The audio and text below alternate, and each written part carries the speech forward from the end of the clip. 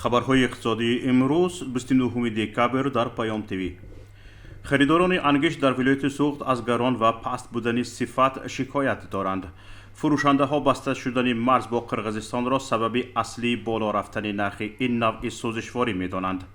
با سپارش نخست وزیر تاجیکستان از 17 آگوست سال 2022 صادرات انگشت به خارج موقتا منع شده است.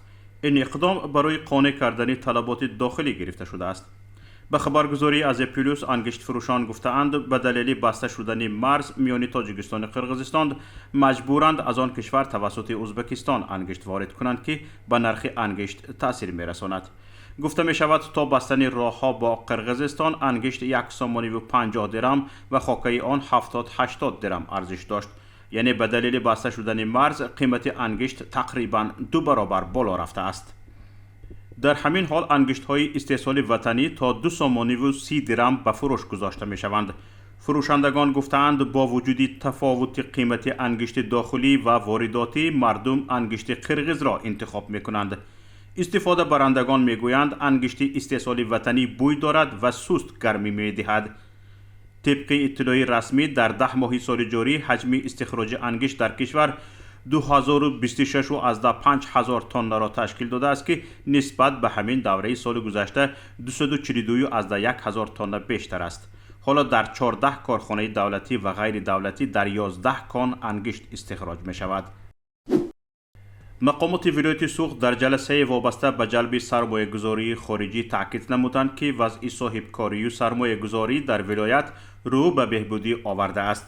اخیراً در شورای مشورتی نزد رئیس ولایت سوخت درباره بهتر کردن وضع صاحبکاری و سرمایه گذاری مقامات ولایت سوخت اعلان کرد که زیاده از 140 لایحه های اینوستیسیونی به مبلغ عمومی زیاده از 4 میلیارد و 900 میلیون دلار به برنامه سرمایه گذاری های دولتی برای سالهای 2021-2025 وارد کرده شد.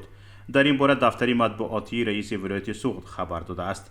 مقامات سوخت خبر داده است که دوام ماه‌های ینور سپتامبر سال جاری سرمایه گذاری های خارجی و وطنی به اقتصادیات ولایت سوخت به مبلغ 268 میلیون و 200 هزار دلار جلب کرده شده است که نسبت همین دوره سال گذشته 103.6% را تشکیل می دهد.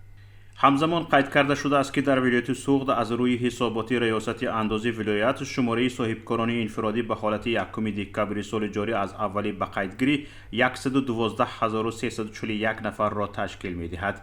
از جمله شماره صاحبکاران انفرادی که از روی پتنت فعالیت میبرند 17805 نفر را تشکیل داده، شماره سوبیکتانی که طبق شهادتنامه فعالیت میبرند در دوره حساباتی 77856 نفر و با شهادتنامه با شرطهای مخصوص 16680 نفر را تشکیل داده است. نرخ ارز. بانک ملی تاجیکستان ارزش سامانی را نسبت به اسعار خارجی برای امروز 29 دکبر اعلان کرد. طبق نشانداد بانک ملی تاجیکستان ارزش 100 روبل روسی برای امروز 14 سامانی و 10 درم است. این نهاد قرب میانه فروش 100 دلار ایالات متحده آمریکا در مؤسسه های قرضی تاجیکستان را 1021 سامانی و 12 درم ارزیابی کرده است. بانک ملی قرب میانه فروش 100 یورو را 1087 سامانی و 55 درم ارزیابی کرده است.